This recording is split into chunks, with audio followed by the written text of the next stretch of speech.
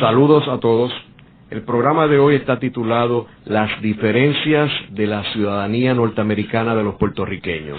Y hoy tenemos como nuestro invitado al licenciado Juan Santiago Nieves, quien fue profesor de la Escuela de Derecho de la Universidad Interamericana y fue oficial jurídico en el Tribunal Supremo. También nuestro amigo Juan fue la persona que llevó el caso de la ciudadanía de Juan Maribraz ante el Tribunal Supremo. Juan, antes de comenzar a hablar de las diferencias de la ciudadanía norteamericana de los puertorriqueños, me gustaría enmarcar los comentarios que vamos a hacer con unos antecedentes históricos. ¿Qué ciudadanía tenían los puertorriqueños en los tiempos de la colonización española? Pues saludos, Ángel, a ti y a todo el pueblo de Puerto Rico. Pues mira, en la monarquía española, los puertorriqueños fueron súbditos de España. Ya en el siglo XX, el derecho entre las naciones, el derecho internacional, hace la distinción entre ciudadano y súbdito.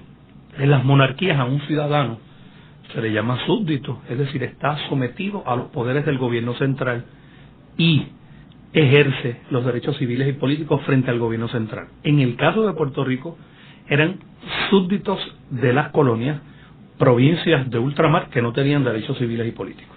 O sea, ellos, ¿qué ciudadanía tenían? No tenían ciudadanía con derechos civiles y políticos, eran súbditos españoles, es decir, estábamos hablando de territorios colonizados bajo el poder de la monarquía española sin derechos civiles y políticos. Y cuando ellos viajaban, los puertorriqueños viajaban al exterior, con la protección del gobierno español, es decir, mucha gente piensa que el gobierno central solamente extiende protección diplomática a sus ciudadanos, no, la extiende a sus residentes, a sus súbditos, a toda persona que tenga vínculo jurídico con el gobierno central, se le extiende protección diplomática. De hecho, esa es la historia de los puertorriqueños bajo tiempos de España y de Estados Unidos de América. Y eso nos lo tenemos que llevar hasta el momento de la muerte para no confundirnos. El que nace en Puerto Rico no nace ciudadano de Estados Unidos constitucional. Repito la palabra, es bien importante la palabra constitucional. Ciudadano bajo la Constitución de Estados Unidos es el que nace en el territorio de Estados Unidos, y Puerto Rico no es territorio de Estados Unidos, pertenece a Estados Unidos, pero no es territorio de Estados Unidos. En segundo lugar, es ciudadano de Estados Unidos aquel que se naturaliza, que quiere decir que aunque no haya nacido, el gobierno de Estados Unidos le extiende la ciudadanía, no lo designa, le extiende con todos los derechos civiles y políticos. Así, si un colombiano o un venezolano se naturalizan, advienen ciudadanos de Estados Unidos como si hubieran nacido allí. Son ciudadanos plenos, pagan contribuciones y tienen derechos civiles y políticos, eligen al gobierno. Un puertorriqueño que nace aquí ni paga contribuciones, ni elige al gobierno, ni tiene ningún derecho civil y político porque no nació de acuerdo a la definición constitucional de ciudadano en Estados Unidos. Entonces, si se mueve, que es el caso de Balzac versus Puerto Rico, a Estados Unidos, cuando su cuerpo pisa tierra de Estados Unidos, se le permite, es una ficción jurídica, elegir los funcionarios, votar por el presidente mientras resida en Estados Unidos. Próxima aclaración. Todos los puertorriqueños y puertorriqueñas que nacen en Estados Unidos son ciudadanos de Estados Unidos plenos, con todos los derechos civiles y políticos. Pero ¿sabes qué pasa? Si un puertorriqueño o puertorriqueña que nace en Estados Unidos viaja a Puerto Rico, perdió los derechos civiles y políticos, porque en el territorio de Puerto Rico, por su clasificación, no puede ejercer los derechos civiles y políticos. ¿Y qué sucede cuando llegan los norteamericanos a Puerto Rico en 1898? Bueno, pues ocurre un dato de gran trascendencia histórica. La primera vez que los puertorriqueños iban a tener ciudadanía española fue en el gobierno autonómico, es decir, la Carta Autonómica contemplaba la extensión de ciudadanía española a los puertorriqueños con derechos civiles, pero duró como 30 o 60 días y ahí viene la ocupación de nuestro territorio. Al ocuparse el territorio, evidentemente se revoca el estatuto político de Puerto Rico, se implanta un gobierno militar y empieza un gran debate a nivel del Congreso de Estados Unidos sobre qué vamos a hacer con los puertorriqueños.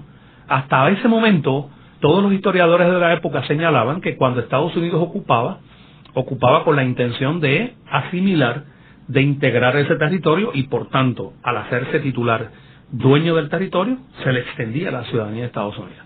Y ahí vino el primer gran dilema de Puerto Rico. La respuesta fue, no, en el caso de los puertorriqueños cambia el curso de la historia de ocupaciones. No vamos a extender ciudadanía por el hecho de que ocupamos ese territorio. ¿Y por qué tú crees que ellos concluyeron eso? Mira, el punto de encuentro de Estados Unidos y Puerto Rico es un punto de encuentro de expansión militar y territorial de Estados Unidos. Los historiadores de la época señalan que las diferencias culturales, las diferencias en desarrollo económico eran un factor que llevaban a Estados Unidos a adquirir posesiones sin que necesariamente se les extendiera la ciudadanía. Para darte un ejemplo, yo creo que el examen del récord legislativo de la llamada aprobación de la ley Foraker te da una idea de qué era lo que había en la mente de los congresistas y de los norteamericanos. Los demócratas en el hemiciclo señalaban que se le debía dar la ciudadanía de Estados Unidos a los puertorriqueños porque no había base jurídica, legal y moral para que el gobierno de Estados Unidos gobernara el territorio a personas que no tendrían derechos civiles y políticos. Eso es lo que dijeron los demócratas en el Congreso. Los republicanos contestaron que Estados Unidos tenía como Estado y como nación los mismos poderes que tenían todas las potencias sobre la tierra, y que si las potencias sobre la tierra tenían colonias y tenían súbditos, como España tuvo a Puerto Rico como colonia y como súbdito, Estados Unidos también podía tenerlo. En ese debate de expansión de Estados Unidos, donde se visualiza a Puerto Rico como un enclave militar, hubo congresistas en el récord que plantearon que se desocupara la isla y se convirtiera la isla en un enclave militar completo. Por otra parte, hubo un inventario de la población, se contaban a los seres humanos que habitaban aquí, cuántos eran blancos, cuántos eran mestizos, cuántos eran negros, como cuando tú adquieres una finca con los animales. Eso surge del informe Carroll y de todos los documentos históricos de la época de inventario de propiedades. O sea, se visualizaba la isla y a la población como una propiedad. Dicho esto, vas a encontrar el segundo gran dato histórico de los debates de la ley Foraker. Uno dijo, llamémosle la corporación del pueblo de Puerto Rico. Y otros congresistas de todo momento. Ese nombre corporación puede crear la duda de que estamos integrando este territorio. Yo me opongo. Y así sigue el debate. El proyecto de ley Foraker en su origen contenía la ciudadanía de Estados Unidos, se eliminó. Y Foraker la propuso, dicho sea de paso. Y empieza a debatirse y no querían darle ningún nombre a Puerto Rico que los comprometiera. Y de ahí surge nuestro nombre, el que conservamos hasta el día de hoy, el pueblo de Puerto Rico. Así se llamó la entidad, creada en 1900, y ese nombre se preserva hasta 1952, cuando se crea el Estado Libre Asociado. Y se sustituye el nombre, el pueblo de Puerto Rico, por Estado Libre Asociado de Puerto Rico. Juan, ¿y cómo diferencia esta situación de lo que estaba sucediendo con los territorios que Estados Unidos estaba incorporando, según iba expandiéndose hacia el oeste y después Alaska y Hawái? Pues mira, cada territorio tiene una historia particular. Es decir, hay unos intereses estratégicos del gobierno de Estados Unidos, y para los norteamericanos a lo largo de su historia ha quedado confirmada la siguiente premisa: la concesión de ciudadanía es un privilegio. Es decir, tú no tienes derecho a ciudadanía porque tengas una relación política conmigo. Yo extiendo la ciudadanía si es conveniente a los intereses estratégicos del gobierno de Estados Unidos. En el caso de Puerto Rico, y de entrada ya lo podemos decir para que todo el mundo tenga las coordenadas bien claras, los casos insulares, un trabajo analizado a comienzos de siglo y recientemente de manera brillante por el decano Efraín Rivera Ramos, ya Puerto Rico en 1901 y 1902 recibe una clasificación territorio no incorporado.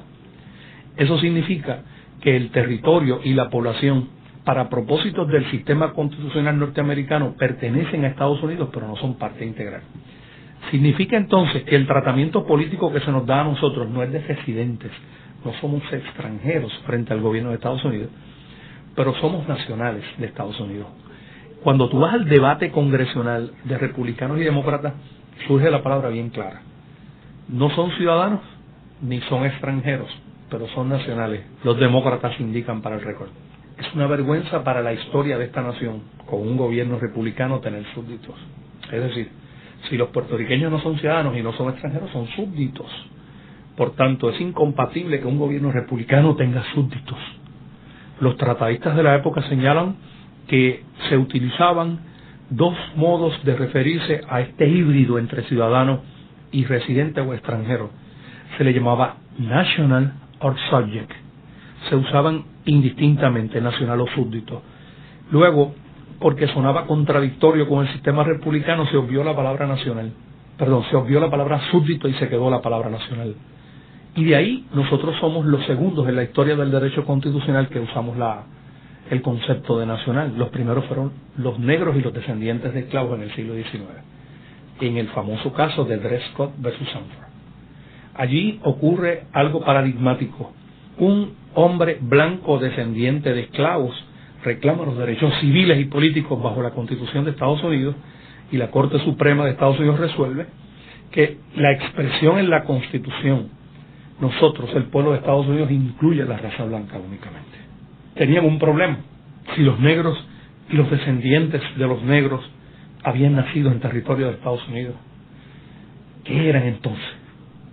El derecho posibilita y va creando instrumentos y situaciones según las necesidades de un tiempo histórico dado. Concluyeron, él es un nacional. Al concluir que los negros eran nacionales, resolvieron el paradigma de no declararlos extranjeros, y se define lo que es nacional en 1853. Y entonces, cuando vamos a ese momento histórico en particular, ¿qué nos encontramos? Que los norteamericanos están segregando racialmente a seres humanos en su territorio. Se enmendará la Constitución de Estados Unidos para resolver el problema de discrimen contra la comunidad negra en Estados Unidos. La decisión no fue revocada, fue revocada por enmienda a la Constitución. Digo esto porque esos antecedentes históricos son los que nutren la historia constitucional de los puertorriqueños. ¿De dónde surge esta historia? Esta historia surge del extraordinario trabajo de José Cabranes sobre la ciudadanía. Allí está plasmada esta historia. Tú me preguntas si en Alaska se va a otorgar la ciudadanía o no se va a otorgar. Los intereses estratégicos y económicos son los que van a determinar ese criterio. Tú me dices, en el caso de Hawái, ¿qué se va a hacer? Pues mira, según los intereses económicos y estratégicos nuestros, le damos la independencia por estatuto o lo anexamos. Todo va a depender de lo que son los intereses estratégicos. Lo cierto es que en el caso de Puerto Rico hubo dos determinaciones históricas iniciales fundamentales. La primera, que el tratado en sí no anexó a Puerto Rico. La segunda, que organizar el territorio, darle un gobierno civil, tampoco lo implicaba. Y que cuando se debatió si se le daba ciudadanía a Puerto Rico o no, se concluyó que no. Y finalmente, se creó el paradigma del pueblo de Puerto Rico y los ciudadanos de Puerto Rico. Una histórica e importante decisión de la Corte Suprema de Estados Unidos en 1903 cuenta la historia de la nación puertorriqueña a lo largo del siglo XX. Una mujer muy humilde, Rosa González, llegó al puerto de Nueva York y fue arrestada como inmigrante ilegal. Ya se había aprobado la ley Foraker, se había creado el pueblo de Puerto Rico y se había dispuesto la ciudadanía de Puerto Rico. Se lleva un recurso de habeas corpus a la Corte Suprema de Estados Unidos y allí se determina que ella no es extranjera, que el arresto es ilegal, que el territorio de Puerto Rico pertenece a Estados Unidos y que Rosa González no es ciudadana de Estados Unidos, pero es nacional o súbdito de Estados Unidos, sujeto a la protección, y se excarcela a Rosa González. Esa historia del caso de González versus Williams es la historia de Puerto Rico a lo largo del siglo XX, hasta que lleguemos finalmente a la ley Jones y veamos si de verdad ocurrió algo, si de verdad cambió algo en la historia de Puerto Rico. Yo creo que es interesante también mencionar sobre los territorios, que los territorios estaban muy poco poblados, que es otro factor importante. En Puerto Rico ya había una población homogénea que hablaba otro idioma, que era otra raza, mientras que los territorios de Estados Unidos se estaban expandiendo al oeste y eran rápidamente poblados por los blancos del este. Claro. Y en el caso de Alaska y Hawái, en realidad la población era insignificante para ellos. Cierto. Ahora, entrando en la ley Foraker del 1900, que como sabemos es la ley que establece, o sea, del 1898 al 1900, lo que nosotros tenemos son militares aquí manejando el destino de Puerto Rico. Pero es curioso que en 1900, que se aprueba la ley que establece un gobierno civil, a mí me da gracia esto de gobierno civil porque son civiles técnicamente, pero son exmilitares. Es correcto. Y si uno mira la historia de los gobernadores de Puerto Rico, particularmente en las primeras décadas, todos eran exmilitares. Eso es así. ¿Sí? Ahora, háblanos un poco sobre la ley Foraker. Pues mira, primeramente vamos a lo que sería descifrar uno de los grandes misterios de Puerto Rico. Puerto Rico tiene 3 leyes habilitadoras en el siglo XX con el gobierno de Estados Unidos. La ley Foraker, la ley Jones y la llamada ley 600 o ley de relaciones federales que crea el Estado Libre Asociado. La ley Foraker en el derecho constitucional norteamericano lo que significa es convertir a una posesión en un territorio no organizado. Ese es el nombre técnico, ese es el lenguaje específico y ese es el lenguaje jurídico. ¿Qué quiere decir un territorio no organizado? Un territorio no organizado es un territorio que se adquiere y que el Congreso lo administra directamente. Dispone su forma de gobierno, nombra el gobernador, nombra a todos los funcionarios ejecutivos, tiene el control absoluto, poderes omnímodos. Lo que queda de la monarquía en la República de Estados Unidos son los poderes del Congreso para administrar los territorios. O sea, eso es un residuo de monarquía, porque como se debatió en el hemiciclo entre demócratas y republicanos, no hay democracia representativa, no se respetan derechos civiles y políticos, y estamos hablando de lo que dijeron los republicanos. Nosotros tenemos los poderes que tienen las demás naciones, sí tenemos posesiones, sí tenemos súbditos, y el gobierno, el Congreso de Estados Unidos administra ese territorio directamente. En el caso de Puerto Rico, obviamente después de una experiencia histórica reciente de un estatuto autonómico, se dice que van a elegirse unos funcionarios de menor jerarquía sin ningún tipo de poder político en la Cámara Baja, para dar una apariencia de gobierno, para dar una apariencia de participación. Pero la realidad es que estamos ante un territorio que no se ha organizado y que lo administra el Congreso de Estados Unidos. Hacemos una breve pausa y luego continuamos con La Voz del Centro.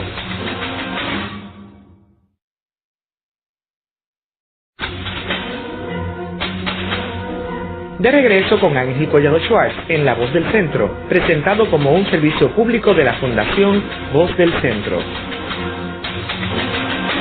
Continuamos con el programa de hoy titulado Las diferencias de la ciudadanía norteamericana de los puertorriqueños.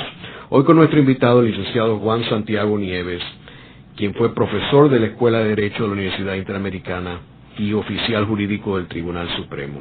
Juan, estábamos hablando en el segmento anterior sobre la ley Foraker, pero a mí me gustaría enmarcar el tema de la ley Foraker con los eventos que sucedieron unos años antes y contrastar los derechos que habían los puertorriqueños conseguido con la Carta Autonómica del 97 con lo que ahora supuestamente nos estaban dando los norteamericanos con la ley Foraker. Pues mira, fue un rudo golpe para el proceso político puertorriqueño esta ley. Frustrante porque la visión que tenía todo el universo político del país era que Estados Unidos iba a anexar a Puerto Rico y le iba a dar ciudadanía de Estados Unidos.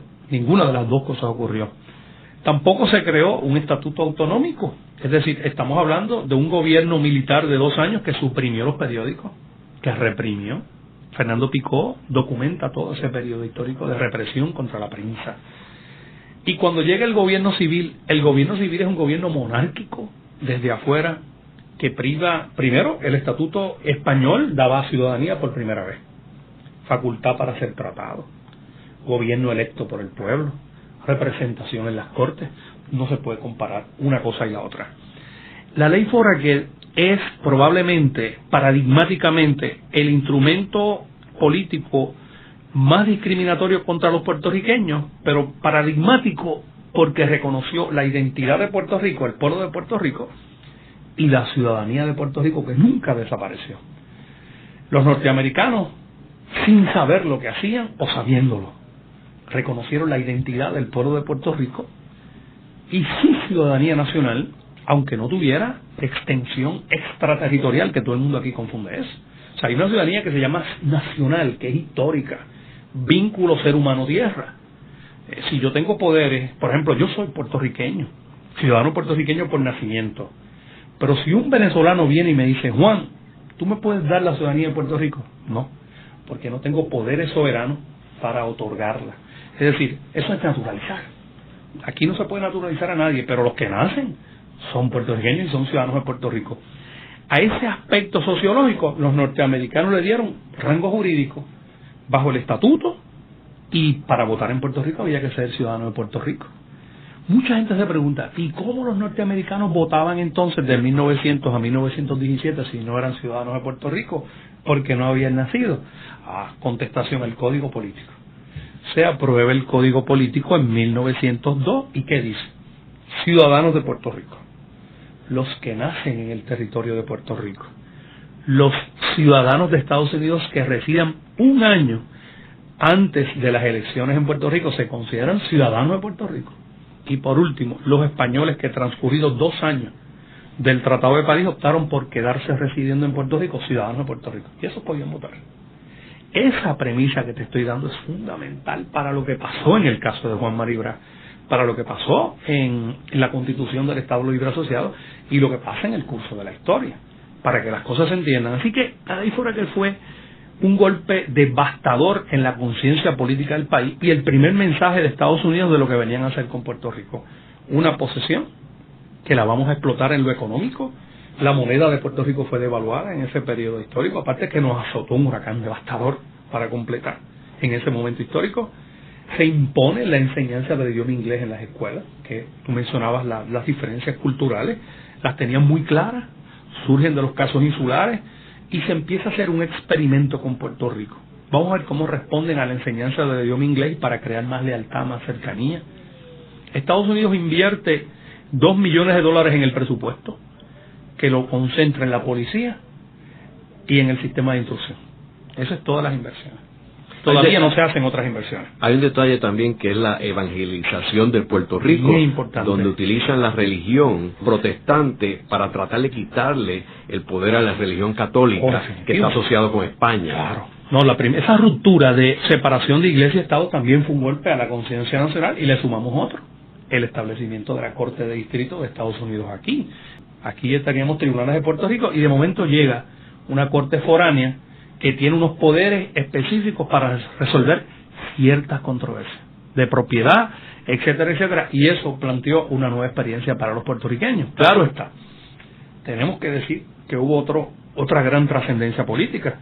Los puertorriqueños no tenían partidos políticos organizados bajo el régimen español y los que existían con grandes limitaciones. Así que nos enfrentamos a una nueva experiencia de partidos políticos organizados y esos partidos políticos empiezan a asumir posturas sobre la ciudadanía. En justicia debemos reconocer que los dos partidos organizados luego de la invasión, el Partido Federal y el Partido Republicano, los dos planteaban la anexión de Puerto Rico. Claro está, basado en una experiencia histórica de lo que había estado haciendo Estados Unidos hasta el momento de la ocupación de Puerto Rico. Eso no se produjo y ya temprano, en 1904, el movimiento autonomista puertorriqueñista con otros sectores de la independencia formando parte dentro de ese movimiento empiezan a reclamar las diferencias entre los puertorriqueños y los norteamericanos. Esas diferencias se traducen en ciudadanía. Esas diferencias las vemos ya plasmadas en el pensamiento de José de Diego, que me parece a mí que de esa generación es el estudioso más riguroso del tema de la ciudadanía. Cuando llegó la hora de la verdad de la supuesta extensión de la ciudadanía de Estados Unidos a los puertorriqueños en 1916, José de Diego escribió el memorando de la Cámara de Representantes ante el Congreso, donde fijan su posición sobre la ciudadanía de Estados Unidos a los puertorriqueños, que es, desde mi punto de vista, el engaño más fraudulento en la historia de Puerto Rico y Estados Unidos. De Diego, con una sabiduría impecable e impresionante, señala en el memorando: bajo la ciudadanía de Puerto Rico tenemos protección diplomática. Bajo esta ciudadanía que nos dan también la tenemos. Bajo la ciudadanía de Puerto Rico no votamos por el presidente ni elegimos representantes. Bajo la ciudadanía de Estados Unidos tampoco. Bajo la ciudadanía de Puerto Rico no pagamos contribuciones. Bajo la ciudadanía de Estados Unidos tampoco la pagamos. La llamada extensión de ciudadanía de Estados Unidos a los puertorriqueños bajo la ley Jones no cambia en lo absoluto la relación política de los dos pueblos. ¿Para qué nosotros queremos la ciudadanía de Estados Unidos? Y segundo, ¿qué nos están dando? Si eso es lo que ustedes ofrecen como ciudadanía, nosotros nos quedamos con la ciudadanía de Puerto Rico. Así que José de Diego, en un análisis jurídico, contesta al gobierno de Estados Unidos, y obviamente Muñoz Rivera es el portavoz en las discusiones del Congreso, que esto es un fraude y es un engaño. Lo que Estados Unidos había hecho con los puertorriqueños fue declararlos nacionales desde los casos insulares, desde el caso de Rosa González y particularmente por el récord legislativo de los debates de la ley Foraker. Cuando llegamos a la ley Jones, un año antes de la Primera Guerra Mundial, lo que se debate en el Congreso es, mira, los puertorriqueños son nacionales de Estados Unidos, pero llevan el nombre de ciudadanos puertorriqueños, y ese término es ambiguo. Podría pensarse que son un pueblo distinto y separado.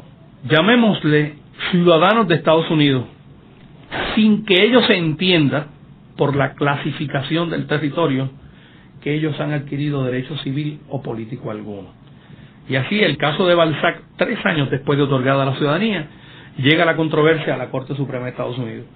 Y es que el flamante ciudadano americano Balzac era acusado en un juicio criminal y no le estaban reconociendo el derecho a juicio por jurado, el cual tenían todos los ciudadanos americanos. Y la Corte Suprema le dice, mire, léase bien la ley Jones. Los derechos civiles que usted tiene son los que están escritos en el estatuto. Mira qué falta de respeto. ¿Aparece juicio por jurado? No, pues no lo tiene. Eso es lo mismo que habíamos explicado que son los poderes, cuando un Congreso administra los territorios y ejerce sus poderes sobre él. Los derechos civiles que los puertorriqueños tienen en la llamada ciudadanía de Estados Unidos son los que el Congreso determine. Por tanto, Balzac se quedó sin juicio por jurado. Y gracias a Balzac, este pueblo sabe, aún en el siglo XXI, que no existe la tal ciudadanía de Estados Unidos.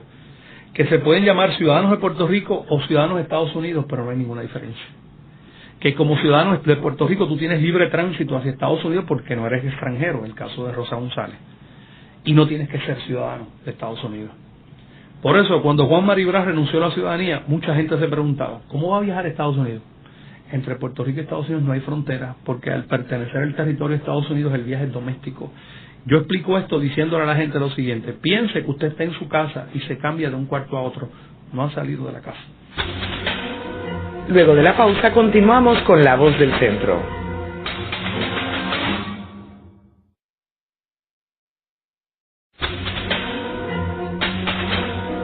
Están escuchando a Ángel Collado Schwartz en La Voz del Centro. Ahora pueden accesar a toda hora y desde cualquier lugar la colección completa de un centenar de programas transmitidos por La Voz del Centro mediante nuestra página cibernética www.vozdelcentro.org. Continuamos con el programa de hoy titulado Las diferencias de la ciudadanía norteamericana de los puertorriqueños. Hoy con nuestro invitado, el licenciado Juan Santiago Nieves, quien fue profesor de la Escuela de Derecho de la Universidad Interamericana y oficial jurídico del Tribunal Supremo. Juan, en el segmento anterior estábamos hablando de la Ley Jones. Háblanos sobre qué estaba sucediendo en los Estados Unidos, en Puerto Rico, en el Caribe, en el mundo, en esos años cuando surge la Ley Jones, que son los años de la Primera Guerra Mundial. Pues mira, lo primero que tenemos que tener presente es que desde la ley Foraker hasta la ley Jones hubo por lo menos 5 o 6 intentos de extender la ciudadanía de Estados Unidos a los puertorriqueños, y que eso era un gran debate político aquí. De manera que el Estatuto Jones era esperado y se pensaba que después de 18 años y de una relación más estrecha y económica, Estados Unidos estuviera dispuesto a ser más generoso en la concesión de derechos civiles y políticos. ¿Qué es la ley Jones? La ley Jones es cambiarle el nombre a la ley Foraker, añadirle donde decía ciudadano de Puerto Rico y de Estados Unidos, es decir, la frase, pero no cambia la base política de Puerto Rico. Puerto Rico sigue siendo un territorio no organizado, administrado por el Congreso. El presidente nombra el gobernador, los 5 secretarios básicos, los jueces de la Corte Suprema, Hacienda, Justicia, todos los ministerios, y seguimos teniendo una Cámara ahora alta, donde se eligen 2 o 3 delegados más, pero simbólica. O sea, no hay cambios, no hay poderes políticos, y viene lo que José Trías Monge llamó una estrategia política para avivar el movimiento anexionista. Y es que de 1904 a 1916 el movimiento anexionista estaba extinguido, es decir, el autonomismo se había convertido en una fuerza política muy poderosa. En 1913 había hecho un planteamiento de independencia como primera opción el Partido Autonomista. En 1912 se había fundado Matienzo, el Partido de la Independencia, y había mucha efervescencia política aquí. En el mundo también había una gran lucha por el mercado mundial y Estados Unidos despuntaba como potencia. Estados Unidos, conocido es en el derecho entre las naciones, que cuando tú ocupas un territorio o lo invades en el curso de la guerra, transcurrido cierto tiempo de ocupación, si los que están allí son ciudadanos, no pierden la ciudadanía, pero si no lo son, es más fácil el control de la población y de los ciudadanos. Una de las grandes preocupaciones de Estados Unidos con Puerto Rico es que, como eran ciudadanos de Puerto Rico, la ocupación del territorio por otra potencia podía conllevar unos riesgos de pérdida del territorio. Y un poco la ciudadanía de Estados Unidos que hablamos, que es nacionalidad, es un poco ponerle el sello de propiedad a los súbditos. Es decir, sí, siguen siendo súbditos, pero en vez de decirles ciudadanos de Puerto Rico nada más, le vamos a llamar de Estados Unidos, con un récord congresional contundente. Puerto Rico no ha sido anexado, no son ciudadanos americanos plenos. Esto es una designación, es darle, como Rubén del Rosario decía, le perdemos el miedo a las cosas cuando le damos un nombre. Asimismo, Estados Unidos dijo, controlamos mejor la relación política colonial si le damos el nombre formal. Que ellos se crean que son ciudadanos americanos, maravilloso. Que eso propicia una mayor lealtad y adhesión, sí. Que fortalece el movimiento anexionista, las teorías de Trías Monge, sí. Por otra parte, en el contexto de la guerra, tenemos a los puertorriqueños sirviendo militarmente para el gobierno de Estados Unidos, haciendo una aclaración. Los nacionales tienen la misma obligación que un ciudadano de servir en el ejército, bajo los estatutos y las leyes de Estados Unidos. Así que no había problema en que alguien dijera, no, a mí me están designando ciudadanos, yo no voy a servir. No, usted sirve como nacional, tiene obligación de servir en el ejército. Quiero repetir la definición de nacional. Es una persona que tiene una relación, un vínculo jurídico con el gobierno de Estados Unidos, que sin ser ciudadano forma parte de su gobierno y no es un extranjero. Es un híbrido entre ciudadano y residente. Hay también que añadir, Juan, tú estabas mencionando la Primera Guerra Mundial. Yo creo que es importante señalar las intenciones alemanas en el Caribe, sí. Ya que Alemania había sido el único país de los principales en Europa que no tenían una colonia en el Caribe. Los franceses tenían, los holandeses tenían, los daneses y obviamente los ingleses, que eran los que tenían más colonias. Y en la medida que se va evolucionando las estrategias militares de la Primera Guerra Mundial, pues los alemanes tenían un plan de entrar a Venezuela y entrar a Culebrita y Culebra, tenían mucho interés. O sea que los norteamericanos sabían estaban demarcando su espacio, y lo demarcaron muy bien, con un conocimiento del derecho internacional claro. Es bueno recordar que para 1928 o 29, Adolfo Hitler escribe su famoso tratado de teoría política del nacionalsocialismo, Mi lucha, en el capítulo donde Hitler propone las ideas de federación y ciudadanía para la República Alemana, señala que el modelo político más perfecto a imitar es el norteamericano. Él dice que aspira para Alemania a tener una federación como la de Estados Unidos, porque donde manda el gobierno central y donde los estados casi no tengan poder, y que admira a un pueblo como el norteamericano, porque para ese pueblo la concesión de ciudadanía es un privilegio, y así será también para el pueblo alemán. No todo el mundo tiene la dignidad, la altura y las capacidades para ser ciudadano. Por tanto, yo aspiro a que el pueblo alemán copie el modelo norteamericano. Es un dato histórico de gran trascendencia que no podemos dejar de mencionar. Es curioso, Juan, que en ese mismo libro que escribe Adolfo Hitler, Mi lucha, en el capítulo 11, él habla sobre la cuestión racial. Sí. Y habla sobre unos principios eugénicos, sí, el cual Hitler obviamente lleva a un nivel macabro y funesto, donde mata millones de judíos, sí, pero el principio que él utiliza es el principio norteamericano. Él decía que los norteamericanos habían sido muy exitosos en exterminar a los indios. Correcto. Okay. Dicho sea de paso, fíjate cómo la historia nos va uniendo. El plan estratégico original de Estados Unidos, la isla que Estados Unidos interesaba, y era su objetivo, era Cuba, no era Puerto Rico. Y hay datos históricos que indican que Estados Unidos quería ocupar una isla del Caribe para mover a la comunidad negra de los Estados Unidos a esa isla y resolver su problema racial dentro del territorio norteamericano. Así que esos datos están, no los podemos olvidar. Y hay otro capítulo más, Ángel, que podemos también recordar por la importancia histórica, la discusión de Adolfo Hitler sobre el gobierno central y la autonomía. que ha sido la postura norteamericana sobre Puerto Rico a lo largo de más de 100 años. Hitler dice, ¿qué es la autonomía en ese libro? La autonomía no es otra cosa que un disfraz para reclamar la independencia, dice en su libro. Próxima pregunta. ¿Cuál es la postura de la Federación Alemana frente a un reclamo de autonomía? Contestación.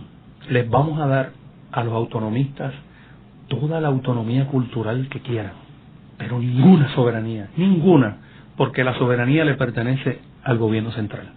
Si les damos autonomía cultural, se sentirán felices, serán leales y se fortalecerá la relación entre el gobierno central y la entidad autónoma, que no va a tener ningún poder político. Y por tanto, conceder autonomía cultural es beneficioso a la federación siempre que no se conceda soberanía. El modelo norteamericano con Puerto Rico, no hemos llegado al 52. El memorando del gobierno de Estados Unidos en las Naciones Unidas, que puedo traer la cita directa, dice que mediante este modelo político el pueblo de Puerto Rico alcanza autonomía cultural. Pero no estoy haciéndote palabras que se parezcan, o sea, literales.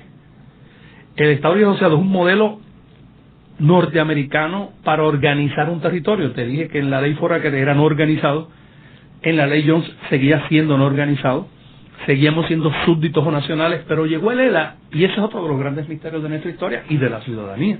¿Y qué pasó? Nada, ahora lo organizamos. ¿Qué quiere decir lo organizamos? Esta es la tesis de Rafael Hernández Colón, la de Irán Cancio, la de Helen Silvin y todos los que han escrito sobre este modelo. Bien sencillo. Ya yo no nombro al gobernador, ya yo no nombro a los jueces de la Corte Suprema, ya yo no superviso las elecciones. Yo te voy a dar unos poderes básicos para que en lo que yo llamo gobierno local, que no implica que tengas ningún poder, a nivel de gobierno local yo te voy a autorizar a organizarte. El poder soberano es del gobierno central, del gobierno de Estados Unidos y del Congreso, pero te permito, para propósitos de funcionamiento interno, que organices un gobierno, elijas a los funcionarios, elijas al gobernador y nombres a los jueces de la Corte Suprema y tengas las prerrogativas limitadas que implica el gobierno local. Eso en derecho constitucional se llama territorio organizado. Puerto Rico tuvo 2 años de gobierno militar, de 1900 hasta el 52 años territorio no organizado, y es un territorio organizado desde el 52, así que ya vamos viendo cuáles son los misterios. ¿Cambió la ciudadanía bajo el ELA? No. Seguimos siendo nacionales o súbditos, sin derechos civiles, sin derechos políticos, pero particularmente sin elegir al presidente, sin elegir representantes, más importante que todo, con protección diplomática del gobierno de Estados Unidos. Para darte un ejemplo, estudiantes me preguntan, si yo no soy ciudadano de Estados Unidos, ¿por qué yo recibo becas para estudiar? ¿Por qué el pueblo de Puerto Rico recibe ayudas en cupones de alimentos, fondos para carreteras, fondos para viviendas? Si vas a todas las leyes que le permiten al Congreso de Estados Unidos otorgar ayudas, préstamos para estudiantes, vas a ver que dicen que cualifican ciudadanos o nacionales. Porque además de los puertorriqueños, que hemos omitido ese dato histórico, en 1928 las poblaciones indígenas de Estados Unidos les fue otorgada la ciudadanía de Estados Unidos en la misma condición que Puerto Rico, como nacionales, sin derechos civiles y políticos. Así que hay 3 grandes antecedentes históricos. La comunidad negra de Estados Unidos, con quien se acuña el concepto allá para 1853. En 1900 los puertorriqueños, con la ley Foraker y la decisión de la Corte Suprema de González versus Williams, y los indios en 1928. Así que nosotros estamos unidos a la historia de discrimen racial norteamericana, con la comunidad negra, con las poblaciones indígenas y los puertorriqueños. Y otro misterio, todo el mundo recuerda el momento histórico en que el caso de Puerto Rico se debatía en las comisiones del Congreso, que decía, para poblaciones indígenas y territorios. Estábamos en las mismas comisiones, porque para propósitos del sistema constitucional, Puerto Rico, con su autonomía cultural, está equiparado a una población indígena norteamericana en cuanto a derechos civiles y políticos. Juan, ¿y qué sucede en el 17 cuando nos dan la ciudadanía norteamericana? ¿Qué reacción hay en Puerto Rico de nuestra legislatura? José Celso Barbosa fue, sin fuera de toda duda, el teórico de esa facción en los primeros 20 años, y hay que reconocer que era un teórico con capacidad, un buen estratega. Barbosa ya entre 1900 y 1905 se mofa de la pobreza de los países latinoamericanos, como hoy Romero lo hace, y dice, nosotros no aspiramos a ser un país pobre, retrasado culturalmente y económicamente. Eso lo dice entre 1900 y 1905. Mientras Román Valdoriotti de Castro desde República Dominicana escribe una famosa carta donde dice, contemplo desde este país con tantas limitaciones el paisaje, la hermosura, el potencial de desarrollo, la hermandad de los pueblos que nos unen. Cuando Valdoriotti, que es reflejo del pensamiento humanista y autonomista, en esos primeros años está hablando del potencial de desarrollo de los países latinoamericanos, Barbosa está hablando de dinero y de comida. Entre 1900 y 1905. Te digo esto porque él es el que va a explicar qué significa la ciudadanía de Estados Unidos en 1917. En ese sentido, puedo decirte que la celebró, que señaló lo mismo que Luis Ferré dijo 50 años después. Esto es un punto de avance.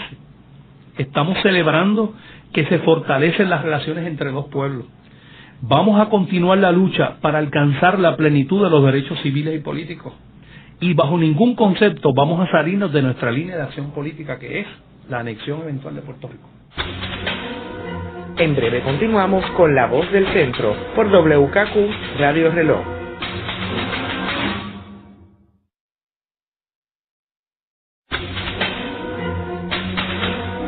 Continuamos con la parte final de La Voz del Centro con Ángel Collado Schwartz. Pueden enviarnos sus comentarios o sugerencias a través de nuestra página cibernética en www.vozdelcentro.org. Continuamos con el programa de hoy titulado Las diferencias de la ciudadanía norteamericana de los puertorriqueños. Hoy con nuestro invitado, el licenciado Juan Santiago Nieves, quien fue profesor de la Escuela de Derecho de la Universidad Interamericana y oficial jurídico del Tribunal Supremo. Juan, en el segmento anterior estábamos hablando sobre la reacción que hubo en la legislatura como consecuencia de la ley Jones. Tú mencionabas fuera del aire lo del memorando de la legislatura. Eso es correcto. O sea, la Cámara de Delegados, por voz de José de Diego, redactó un memorando para la historia, en la que rechaza, es decir, el único órgano representativo del pueblo de Puerto Rico, rechazó la concesión de ciudadanía de Estados Unidos de América, por los fundamentos que expresé anteriormente, porque era una farsa y porque no concedía derechos civiles y políticos. En el Congreso, algunos congresistas hicieron claro que los puertorriqueños no habían sido naturalizados, que mediante declaración jurada, lo que no permiten ahora, se podía rechazar la ciudadanía de Estados Unidos, que lo hicieron 68 puertorriqueños. Y más importante que nada, quedó plasmado el debate entre fuerzas puertorriqueñas y fuerzas norteamericanas. Ya en ese memorando están trazadas las diferencias entre las dos ciudadanías. ¿Y qué reacción hubo de Estados Unidos a ese memorando? El gobierno de Estados Unidos, para el gobierno de Estados Unidos la suerte estaba echada. Es decir, esto es un ejercicio del poder del Congreso sobre el territorio de Puerto Rico. Los designamos, esa es la palabra que usan, designación, no concesión. Los designamos ciudadanos de Estados Unidos. Y te voy a unir a Balzac, porque Balzac lo explica.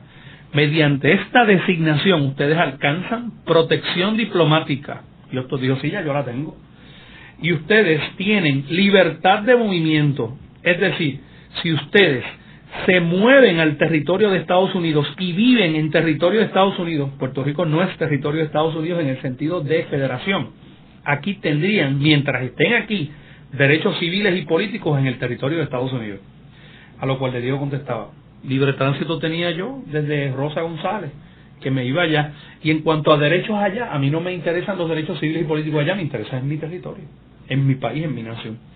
Así que hubo una gran frustración para los sectores puertorriqueñistas, el movimiento anexionista con Barbosa, que lo que quería era cercanía.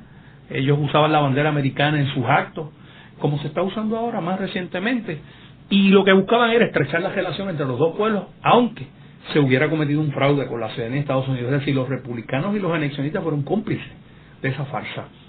Tienes entonces a un país con un gran dilema. ¿Quiénes son los ciudadanos americanos de Estados Unidos y quiénes son los ciudadanos americanos de Puerto Rico? Que para el sistema constitucional norteamericano, la clasificación del territorio es la base desde la cual va a evaluar un caso. Y los casos insulares, de ahí la importancia del trabajo de Efraín Rivera Ramos y otros, nos dan la clave de cómo Estados Unidos ejerce su poder metropolitano aquí. Y es muy complejo el sistema político norteamericano y constitucional. El movimiento independentista no lo ha estudiado lo suficiente. Una escuela de estudio del sistema constitucional norteamericano la estuvimos en el siglo XIX con Eugenio María de Hostos, en sus lecciones de Derecho Constitucional. Albizu también dio una gran escuela en el siglo XX de estudios sobre el sistema constitucional norteamericano, y tengo que decirte con gran decepción que mi percepción es que la generación post-Estado Libre Asociado se olvidó del sistema constitucional norteamericano y la dejó de estudiar. Yo no puedo entender cómo de Diego escribió un memorial como ese, que yo lo leí con una alegría inmensa y con un aprendizaje enorme, y se perdió 60 años en la historia de este país, o casi 70 años en la historia de este país sin que se hubiera recuperado, hasta que se discute el caso de Juan Maribraz. El caso de Juan Maribraz entonces parte un enlace. Antes de entrar en lo de Maribraz, sí, yo creo que es importante también señalar que, por ejemplo, si un norteamericano se muda a Puerto Rico y se convierte en residente de Puerto Rico, no puede votar por el presidente de Estados Unidos. Eso es correcto. Sin embargo, si se muda a Francia, puede votar para el presidente de Estados Unidos. Voto ausente. Claro, porque el problema que tú tienes con el territorio de Puerto Rico es que no es territorio de Estados Unidos. Ya Rosselló trató de hacer un proceso para votar por el presidente aquí y lo detuvieron las cortes norteamericanas. Y también de que en términos de el posible candidato a presidente, alguien que nace en Puerto Rico no cualificaría. En el caso de la Constitución, ni los naturalizados, o sea, tiene que haber nacido en territorio de Estados Unidos. Ni Rosselló, Romero, Ferrer pudieron haber sido candidatos a presidente de Estados Unidos si Puerto Rico hubiera sido anexado como Estado, porque no nacieron. Entonces, entrando en el caso de Juan Maribraz y la ciudadanía, cuando él va al consulado venezolano y renuncia a la ciudadanía norteamericana y luego es validado por el Departamento de Estado Federal, ¿qué sucede después que le validan? Pues mira, yo siempre creo que los seres humanos en el curso de la historia se encuentran con su destino, con su propósito, con la misión que tienen que cumplir. En el espiritismo científico a eso se le llama la triada, que no es otra cosa que saber cuál es tu propósito y lo que tienes que hacer.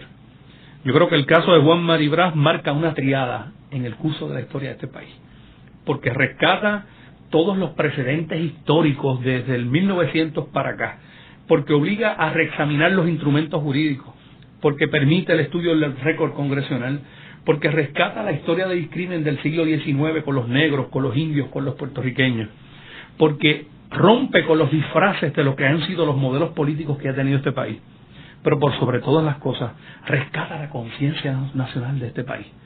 La Corte Suprema, en una opinión de verdad histórica, en los siglos de los siglos, reclama, amparándose en el sistema federal norteamericano, que los estados tienen un poder residual respecto a sus elecciones internas y que Puerto Rico reclama el mismo poder residual que los estados ejercen para definir su entorno electoral. Y en el caso de Puerto Rico, la Corte Suprema dice que en ese entorno de poderes que le dieron en 1952 para organizar el territorio, para el gobierno local, en el gobierno local votan los nacionales puertorriqueños que no sean ciudadanos de Estados Unidos. Ese pronunciamiento, sin duda, plantea el reclamo de soberanía, aunque sectores de la independencia todavía no lo entiendan, más importante de Puerto Rico en los últimos 50 años. Porque es el reclamo de un pueblo. O sea, si tú no tienes la ciudadanía del ente metropolitano, que es lo que dicen las opiniones disidentes de Corrada y Rebollo, ¿cómo tú vas a ejercer derechos civiles y políticos en el territorio? Eso es un reclamo de soberanía fuera de toda duda, y así lo es. Y la Corte Suprema validó el reconocimiento del ejercicio de la libertad de conciencia política de un puertorriqueño que renuncia con todas las formalidades de ley a la ciudadanía de Estados Unidos y ejerce derechos civiles y políticos en el territorio de Puerto Rico. Rescatar la ciudadanía de Puerto Rico dentro de un espacio tan estrecho político como el nuestro, sin duda, constituye uno de los avances más significativos en lo que yo llamo la personalidad jurídica de Puerto Rico. Y ese concepto nos lo enseñó Eugenio María de Hostos. Porque tenemos memoria rota, como dice Arcadio Díaz Quiñones. Nosotros no sabemos qué dijo Hostos, qué dijo Albizu, y qué dijo Valdoriotti, y qué dijeron otros antes de nosotros, pero ciertamente hay concatenación, hay una sincronicidad entre los distintos eventos históricos. Juan Maribraz rescató 100 años la historia constitucional, política, sociológica, y llevó a la Corte Suprema en un momento único de la historia a validar la personalidad jurídica de Puerto Rico, que no es otra cosa que reconocer la nacionalidad puertorriqueña y traducir esa nacionalidad en efectos jurídicos, que ¿cuáles son? Bajo los poderes limitados de lo que son elecciones locales, que las tienen los estados, nosotros las tenemos, ahí tienen nuestra nacionalidad, ejercitada bajo la enmienda 10ª de la Constitución de Estados Unidos. Y doña Miriam Ramírez de Ferrer, por instrucciones de Carlos Romero Barceló, no apeló a la Corte Suprema de Estados Unidos. Y la decisión de la Corte Suprema vino en un fallo final estatal, es decir, es la ley que rige en el caso de Puerto Rico. Después que el Departamento de Estado valida la renuncia de la ciudadanía de Juan Mari Brás, ellos te revocaron, ¿no? Sí. El compañero Juan Mari Brás me pidió que interpelara a la secretaria de Estado, en aquel entonces Norma Burgos, para que le diera un pasaporte de ciudadano puertorriqueño con miras a ejercer los derechos que le dio la opinión de la Corte Suprema de Puerto Rico. Creo que fue un lunes que yo le envié la carta a la mano interpelando a Norma Burgos para que le diera el pasaporte, y en 24 horas el gobierno de Estados Unidos, 24 horas después de nosotros enviar la carta, le envió por fax al compañero Juan Mari Brás un documento que decía que se revocaba el certificado de renuncia que le habían válidamente otorgado, precisamente para que no llegáramos a la fase segunda de reclamar el pasaporte. Es decir, al no aceptarle la renuncia, pretendían revocar colateralmente la decisión de la Corte Suprema de Puerto Rico, evitando un caso y controversia. Juan Mari Brás se movió a la Comisión Interamericana de Derechos Humanos, que ubica en Washington, y allí está la queja de Juan, en el sentido de que Estados Unidos viola tratados porque no le permite perfeccionar la renuncia a la ciudadanía de Estados Unidos. O sea que los puertorriqueños vienen siendo los únicos ciudadanos norteamericanos que no pueden renunciar a la ciudadanía norteamericana. Yo renuncié a la ciudadanía de Estados Unidos el 27 de diciembre de 1997 y me contestaron con la misma carta que Juan Mari Brás, la cual conservo. No le aceptamos la renuncia a la ciudadanía de Estados Unidos y renuncié en embajada en República Dominicana. En el programa de hoy hemos discutido las diferencias de la ciudadanía norteamericana que tienen los puertorriqueños con la que tienen los propios norteamericanos, que aunque todos los pasaportes son iguales, en realidad cuando analizamos la ciudadanía hay unas grandes diferencias entre la ciudadanía de Estados Unidos que tienen los puertorriqueños y la que tienen los norteamericanos. Colaboran en la dirección técnica Ángel Luis Cruz y Ezequiel Cabán. En la producción, Isabel Pichardo y Nidia Suárez. Los invitamos a sintonizarnos la próxima semana a la misma hora en La Voz del Centro.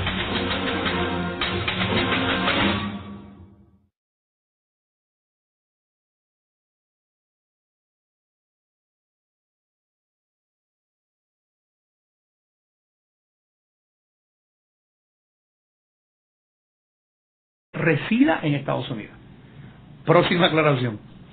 Todos los puertorriqueños y puertorriqueñas que nacen en Estados Unidos son ciudadanos de Estados Unidos plenos, con todos los derechos civiles y políticos. Pero ¿sabes qué pasa?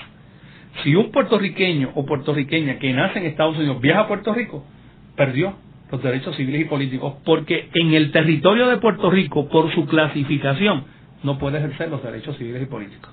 ¿Y qué sucede cuando llegan los norteamericanos a Puerto Rico en 1898? Bueno, pues ocurre un dato de gran trascendencia histórica. La primera vez que los puertorriqueños iban a tener ciudadanía española fue en el gobierno autonómico, es decir, la Carta Autonómica contemplaba la extensión de ciudadanía española a los puertorriqueños con derechos civiles, pero duró como 30 o 60 días y ahí viene la ocupación de nuestro territorio.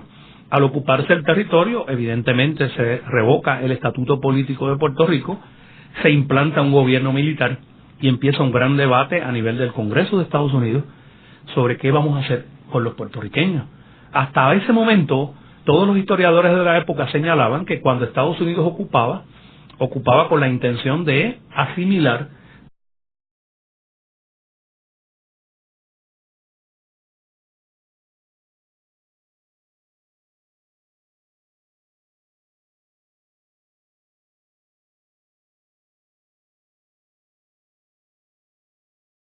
Saludos a todos.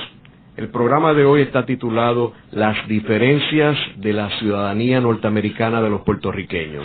Y hoy tenemos como nuestro invitado al licenciado Juan Santiago Nieves, quien fue profesor de la Escuela de Derecho de la Universidad Interamericana y fue oficial jurídico en el Tribunal Supremo. También nuestro amigo Juan fue la persona que llevó el caso de la ciudadanía de Juan Mari Brás ante el Tribunal Supremo. Juan, antes de comenzar a hablar de las diferencias de la ciudadanía norteamericana de los puertorriqueños, me gustaría enmarcar los comentarios que vamos a hacer con unos antecedentes históricos. ¿Qué ciudadanía tenían los puertorriqueños en los tiempos de la colonización española? Pues saludos, Ángel, a ti y a todo el pueblo de Puerto Rico. Pues mira, en la monarquía española, los puertorriqueños fueron súbditos de España. Ya en el siglo XX, el derecho constitucional, repito la palabra, es bien importante la palabra constitucional. Ciudadano bajo la Constitución de Estados Unidos es el que nace en el territorio de Estados Unidos, y Puerto Rico no es territorio de Estados Unidos, pertenece a Estados Unidos, pero no es territorio de Estados Unidos.